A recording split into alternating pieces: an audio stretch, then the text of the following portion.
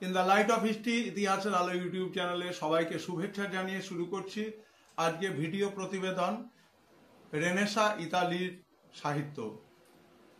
Renaissance সাহিত্যে ইতালির অন্যতম শ্রেষ্ঠ উপাদান যদি কিছু থাকে তার নাম হলো রোম্যান্টিক এপিক অর্থাৎ রোম্যান্টিক মহাকাব্য। তার জন্ম হয়েছিল ফ্লোরেন্সে এবং ফেরারার দরবারে।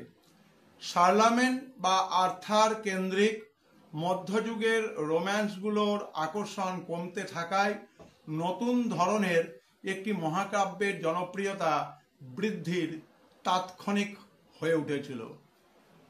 এই ধারাতে পুলি ছাড়া বেয়ার্দো বা আরিয়াস্ত এর মতো যেসব কবি এই ধরনের কাব্য রচনায় সুখ্যাত হয়েছিলেন তারা ভার্জিল এবং ধ্রুপদী কাব্যরীতির সঙ্গে সুপরিচিত হলেও সহজ সরল সাধারণ জীবনের থেকে তাদের বিষয়বস্তু খুঁজে নিয়ে লোকরঞ্জনী রূপে সেগুলোকে পরিবেশন করেছিলেন।